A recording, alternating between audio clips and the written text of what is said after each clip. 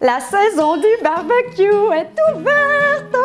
Aujourd'hui, sur La Petite Bête, je vous fais mes fameuses brochettes de filet de porc à la vietnamienne sur le barbecue! Première étape, on va faire la marinade pour le porc. Le jus et le zeste d'un citron. Un demi-bâton de citronnelle. Une cuillère à table d'ail haché, 2 cuillères à table de gingembre haché grossièrement, 1 cuillère à table de sirop d'érable, 2 cuillères à table de sauce de poisson, 4 cuillères à table d'huile de sésame ou toute autre huile que vous avez. Enfin, 1/4 de tasse de sauce soya légère. Et on combine.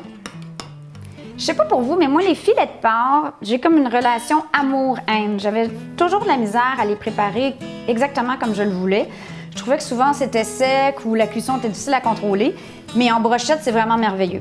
Par contre, un petit truc, en général, on va acheter nos filets de porc frais à l'épicerie. On a tellement du bon porc au Québec. Par contre, je vous recommande de le congeler une vingtaine de minutes avant. Ça va vraiment aider à la coupe pour permettre d'embrocher par la suite. Je veux des lanières assez fines et longues. Vous voyez, là, comme il a été gelé un petit peu, ça aide, qui ressemble à peu près à ça. Donc, je continue sur toute la longueur de mon filet. Plus ça va aller, plus ça va être difficile. Mais cassez-vous pas le pompon, rendu sur les brochettes, rien n'y paraîtra. C'est tellement bon, personne ne va s'en rendre compte.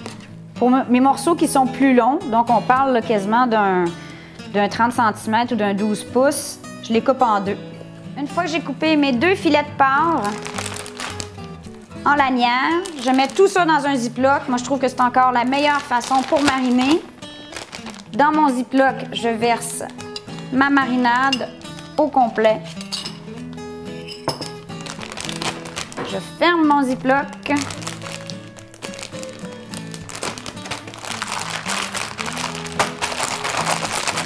Je m'assure qu'il y en a partout, partout, partout.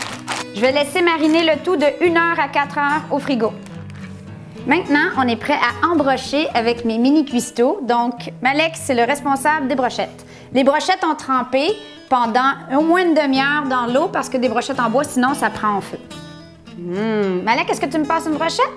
Une fois qu'ils sont prêts, on va les mettre ici pour aller sur le barbecue. C'est ça.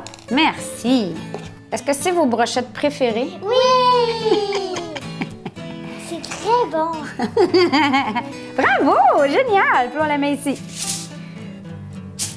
OK, Malek, une autre brochette. Merci, Momo. Une brochette pour maman. Ah, ben tiens, donne-moi une toute petite. Les petites, on va faire une démonstration. Ça sera un joli format de brochette.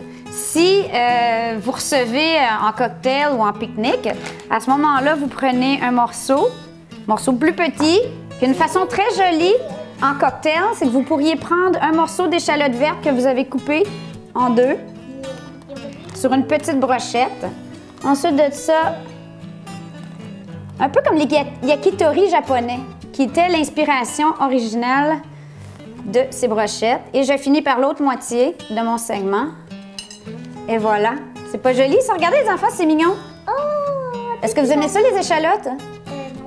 Est-ce que vous aimez ça, les échalotes? Non. Moyen, hein? J'ai jamais goûté.